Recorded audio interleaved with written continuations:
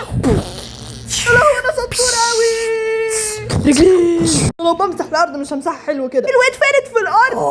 اروح انقذه ولا بلاش؟ ارمن صدقني هنروح بورتو، هنقذك يا ارمن. طيب دلوقتي نعمل ايه بقى؟ اطلع بره يا عين امي. مين هيطلعني انا دلوقتي بره بقى؟ ايه ده صوت رومي. ارمن رومانا فوق في حاجه بتهرشني. رومي ايرين قصدي انت كويس؟ وصحيح ايه ده ايرين فين؟ صح اتقتل.